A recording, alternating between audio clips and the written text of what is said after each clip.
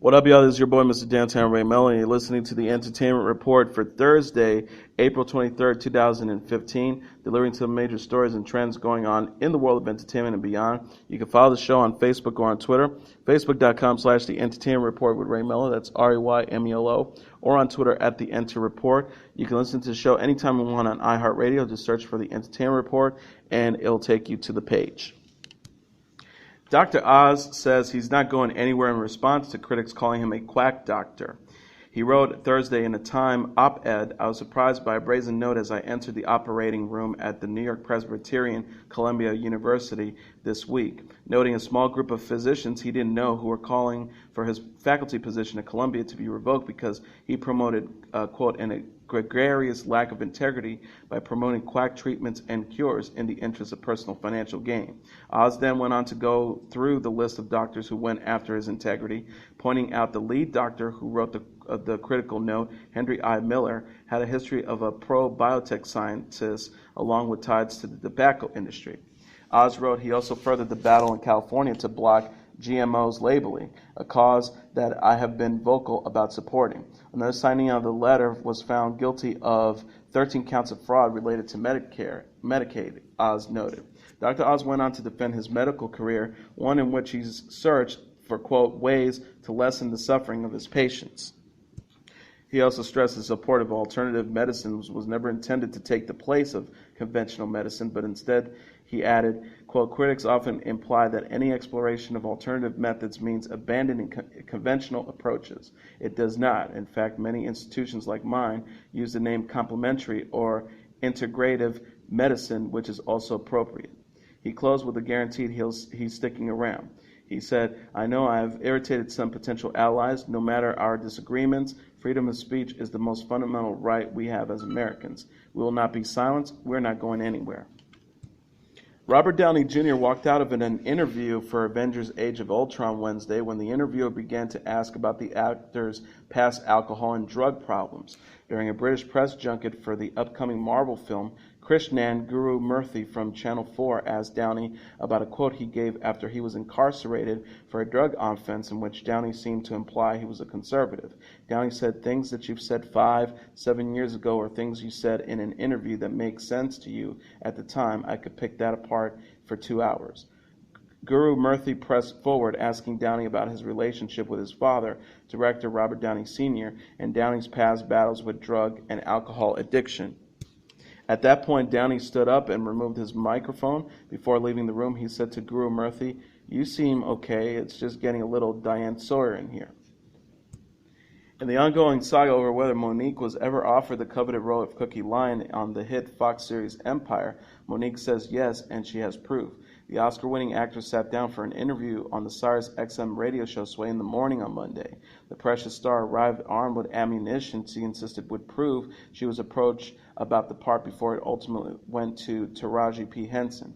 Monique told the host Sway Calloway that last year Empire executive producer and writer Lee Daniels called her saying, you got the role, but you know there's some technical stuff. I ain't never done TV before, so you got to go through the technical part. Monique then produced printed out emails she said were sent a short time later by Daniels' camp asking her representatives to coordinate a screen test before they later announced the deal was dead. The issue first arose earlier this year when Monique said in an interview that Daniels told her she was meant to play Cookie. That wasn't the only project the actress said Daniels promised her. She also claimed that she had previously been in talks with Daniels to play the character that Oprah Winfrey ultimately portrayed in the critically acclaimed 2013 civil rights drama The Butler. Monique told Sway she reached out to Daniels to clear things up after the brouhaha over the Cookie role erupted. She said, we sent Lee an email and we said, hey Lee, here are the emails because you may have forgotten about this communication. You may want to clear my name, brother, because it's now right here, but we have not heard anything from him. Empire co-creator Danny Strong, who also wrote and executive produced The Butler, tweeted a statement on February 28th telling his followers that the actress is confused. He wrote, Monique was never offered roles in Empire or The Butler, hashtag setting record straight. Monique, who will next appear on screen in the independent drama Blackbird, also took issue with Strong's tweet and a comment he made about her when he previously sat down with Sway. She said, "When I heard that Danny Strong had come on the Sway in the Morning show and, was adamant that Monique was never offered that role, and he had gone on to other places and said that, and I tweeted that brother and I said, will you speak as loudly when you understand that you're telling something that's not correct?" She also added, "When people were making it seem like I was just pulling something out in the air and I was trying to attack this brother, I'm like, guys, I have the emails, the communications going back and forth with Lee Daniels." And she also added, "When he began to say things that weren't true, that's when I had to say, brother, I can't allow you to do that." Monique added that she would welcome a dialogue with Daniels. Representatives from Fox did not immediately return the rap's request for comment.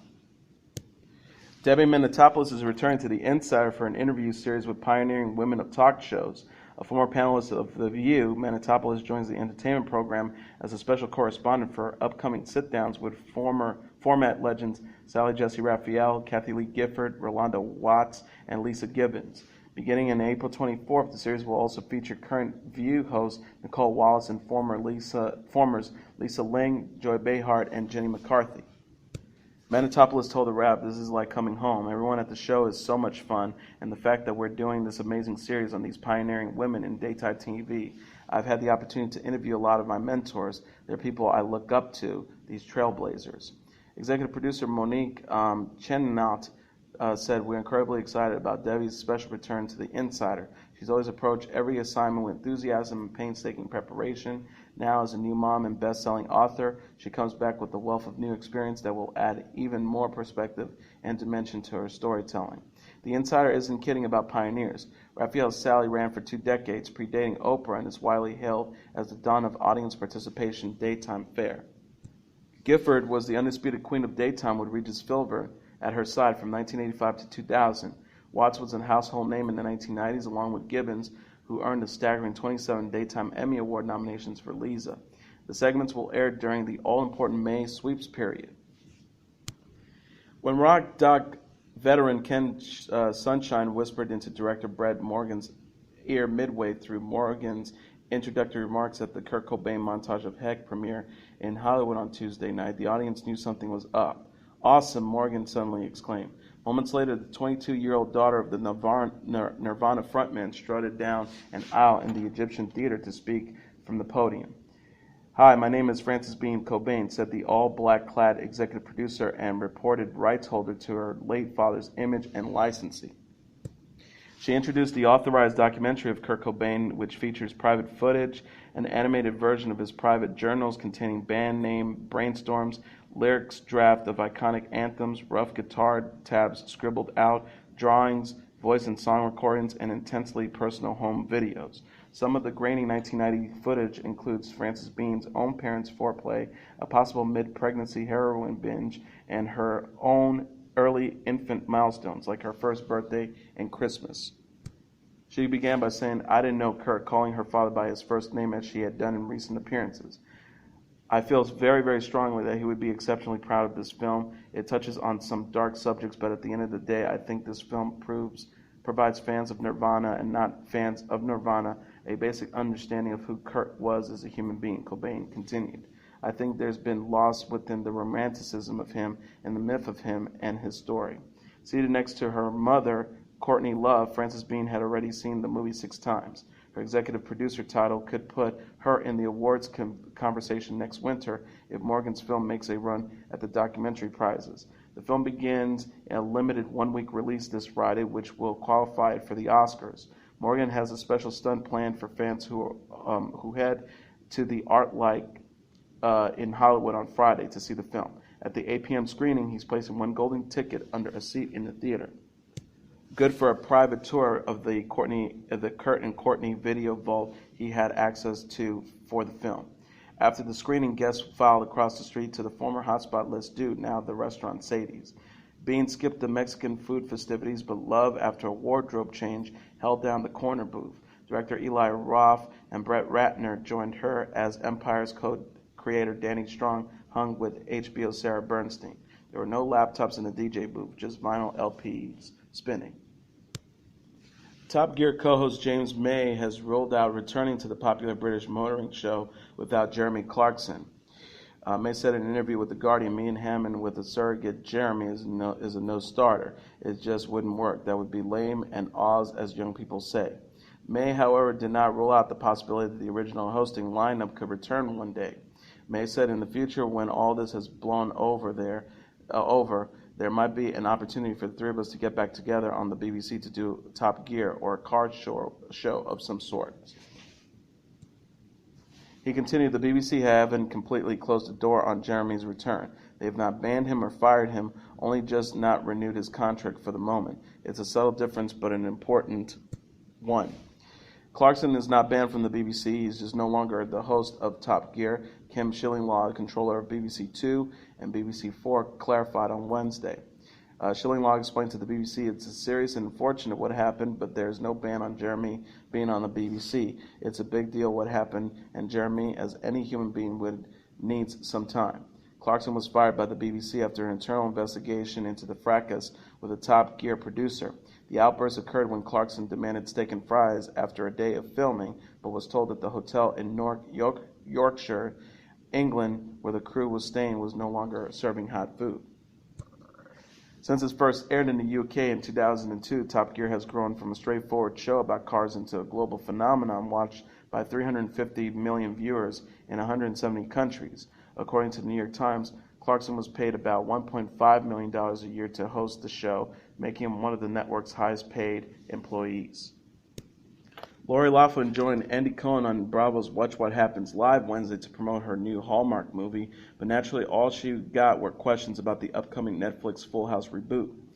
When asked directly if she'd be part of the new version, Loughlin simply said, I certainly hope so, yes. Cohen followed with a question about the potential but unlikely involvement of the Olsen twins, which Loughlin has no idea about. I honestly don't know, she said. The twins themselves have a little more information to share on the matter earlier this week. Ashley Olsen, during an interview with both twins in Women's Wear Daily, said, I'm going to call Bob Saget and get his perspective. Mary Kay added to the Tuesday conversation, I guess we're going to talk to the creators and see what's happening. I'm shocked I haven't heard from John Stamos. Back to Wednesday's Watch What Happens Live, but still on the topic of the twins, Cohen's Shady She-Gull swooped in to ask Loughlin the hard questions like who was the better actress, Mary Kay or Ashley. Loughlin responded, they were both good, but one of them cried the first season. I think it was Mary Kay. They never really used her. It was Ashley that did most of the filming. Later, she couldn't think of one unsexy thing about John Stamos when prompted and joked that Comet the dog will demand the most money to appear in the coming Full House reboot. After that segment, the group, which included Cohen's other guest, Jerry O'Connell, reenacted Michelle's memorable go-kart scene from the 90s TGIF sitcom. Sony Pictures and Marvel have narrowed down their list of Spider-Man contenders to a select group of up-and-coming actors that include Nate Wolff, Asia Butterfield, Tom Holland, Timothy Chalamet, and Liam James, among others, the Wrap has learned. Sony is preparing to make test offers to several young stars next week, with a decision expected in the next 2 to 3 weeks, though a deal may take longer to hammer out. To be clear, none of the 5 actors above have test offers, but multiple individuals with knowledge of the situation have confirmed there are strong contenders who are definitely in the mix as of right now, and the group paints a picture of the kind of actor the studio wants. Sony and Marvel have no comment regarding the shortlist. While the new Spider-Man is expected to have a cameo in Marvel's Captain America Civil War, which starts filming very soon, the role won't need to be filled until June, when the character will be needed on set. The new Spider-Man movie has been shrouded in secrecy, and with any shortlist, there are actors in the mix whose identities remain a secret. It's also possible that one of the aforementioned quintet may not end up testing in the coveted role, but as of right now, those are the 5 actors the Wrap has heard consistently from trusted sources. Drew Goddard remains the forerunner to direct the new Spider-Man movie, which is expected to be set in high school. All the 5 actors above can pass for high school students, including Wolff, who at 20 years old is the oldest of the quintet. Wolff is riding high off The Fault of Our Stars and stars opposite Clara de Villeneuve in the next John Green adaptation, Paper Towns, in which he plays a high school student. Chalamet and James have had similar career trajectories, both star on hit TV shows Chalamet on Homeland, and James on The Killing, and have made a successful jump to features. Chalamet played Matthew McConaughey's son in Christopher Nolan's Interstellar, while James carried the hit indie The Way, Way Back on his young shoulders. Likewise, Holland was arguably the lead of the acclaimed drama The Impossible, which launched his career. He also co-stars in Ron Howard's Whale Tale in The Heat of the Sea. Butterfield may be best known among the 5 actors, having played the lead in Ender's Game and Martin Scorsese's Hugo. He is also the lead in Tim Burton's adaptation of Miss Peregrine's Home of Peculiar Children. The new standalone Spider-Man movie is slated to swing into theaters on July 28, 2017. Dancing with the Stars could have lost one of its best players for the season after Derek Hughes suffered a serious foot injury. The professional dancer on the ABC competition show suffered a broken toe, sprained ankle, and bone bruise while rehearsing for the 10th anniversary special, according to a statement from the network. Hugh posted a photo on Instagram Wednesday of himself in a hospital bed, telling his fans, "A fluke accident happened that involved a light and some stairs. Can't believe it. Wish I had a cooler story to tell. All that dancing, flipping, jumping, and the thing that stopped me in my tracks is something as simple as a light and some stairs." He also wrote, "I'm doing everything I possibly can to have a quick recovery, and I'm determined to come back stronger than ever. I'm usually able to work through injury, but this one has literally floored me." The network has not yet commented on host's status for the rest of season 20, but it named a temporary replacement who will step in as Natishka Lukin's partner. ABC said in a statement, Derek will remain in Los Angeles this week to rehab his injuries, and his understudy will be filling in for him for the New York Spring Spectacular at Radio City Music Hall in New York. While it remains unclear at this time if Derek will be able to perform on the Monday, April 27th episode of Dancing with the Stars, his partner Natishka Lukin will train in Los Angeles this week with pro dancer Sasha Farber to prepare for the live show.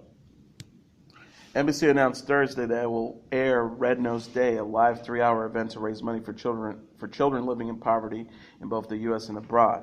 The event will feature a number of A-list celebrities, videos produced by comedy site Funny or Die, and musical performances from some of today's biggest artists. Celebrities slated to appear include Will Ferrell, Jennifer Hudson, Jack Black, John Krasinski, Emily Blunt, Michelle Rodriguez, and Gwyneth Paltrow. In addition, the following musicians will appear at the event: Sam Smith, John Legend, and voice coaches Adam Levine, Blake Shelton, Christina Aguilera, and Pharrell Williams. Matt Lauer, Carson Daly, Nick Offerman, Elizabeth Banks, Chris Pine, Jeff Goldblum, Billy Eichner, Martin Short, Laura Lindley, Anna Kendricks, Sean P. Diddy Combs, and John Michael Higgins are also slated to appear, along with Bill and Melinda Gates and Stephen Merchant. Created by film director-writer Richard Curtis, Notting Hill, Bridget Jones' Diary, Love Actually, Red Nose Day is an enormous popular annual event in the UK that has raised more than $1 billion over the past 30 years and supported by Comic Relief UK. The event is coming to the US for the first time. People are encouraged to have fun and raise money by buying red noses sold exclusively at Walgreens or Duane Reade stores nationwide, organizing fundraising events and watching and donating the television special. Red Nose Day will fund programs that address the needs of children and young people living in poverty in the U.S., Africa, Asia, and Latin America. Charity partners include the Boys and Girls Club of America, Children's Health Fund, Feeding America, Gavi, the Vaccine Alliance, the Global Fund, LIFT, National Council of La Raza, the National Urban League, Oxfam America, Save the Children, and United Way. Russell Crowe isn't just an Oscar-winning actor and blockbuster action star, he's also a sports franchise owner and a surprisingly good singer. Gladiator star showed off his passion for the former and talent for the latter when he appeared on Wednesday's Tonight Show with Jimmy Fallon. In honor of Earth Day, the late-night host wanted to perform an acoustic song he wrote about the 5th anniversary of the BP oil spill. He lamented, "Those tar balls are still washing up." Because Crowe could really feel where he was coming from, he grabbed the guitar and sang the strangest political activist song ever. Balls in your mouth, don't swim in the ocean, you'll get balls in your mouth. The catchy chorus went on as the pair rocked out on stage. Early in the show, Fallon congratulated Crowe on the success of his Australian rugby league team, the South Sydney Rabbit Holes, who won the championship last season. And like a true fan, Crowe was still celebrating. "Bring out the hats," he shouted as a box of memorabilia was hauled onto the stage. He proudly told Fallon, "This means that after a 9-year process, we took them from being personnel losers to being dominated to being champions on the 5th of October for the first time in 43 years. South Sydney raised the trophy. After giving hats to the band and Fallon's entire family, Crowe flung them out into the audience. Despite having been born in New Zealand and growing up in Sydney, the Wire diviner actor is no stranger to New York City. He said, I've made quite a few movies here. I've been arrested here. I am a little bit like part of the furniture," he said. And finally, here's the top 10 Hot 100 singles charts for the week of May 2nd, 2015. At number 10, it's Somebody by Natalie LaRose featuring Jeremiah. Number 9, GDFR by Flo Rida featuring Sage the Gemini and Lucas. Number 8, Shut Up and Dance by Walk the Moon. Number 7, Thinking Out Loud by Ed Sheeran. Number 6, Love Me Like You Do by Ellie Goulding. Number 5, Trap Queen by Fetty Wap. Number 4, Sugar by Maroon 5. Number 3, Earn It by The Weeknd from the soundtrack of 50 Shades of Grey. Number 2, Uptown Funk by Mark Ronson featuring Bruno Mars. And for the second week in a row, the number 1 song in the country for the Hot 100's Billboard charts is See You Again by Wiz Khalifa featuring Charlie Puth. And that is your entertainment report for Thursday, April 23rd, 2015. I'm your host, Mr. Downtown Ray Melo. I'll be back tomorrow to wrap up the week, delivering some of the major stories and trends going on in the world of entertainment and beyond. You can follow the show on Facebook or on Twitter, facebook.com/The Entertainment Report with Ray Melo. That's RAYMELO. Or on Twitter at The Enter Report. You can listen to this episode or any previous episodes on iHeartRadio or the iHeartRadio apps. Just search for The Entertainment Report, and it'll take you to that page. Have a great day, everybody. I will see you again tomorrow. Bye.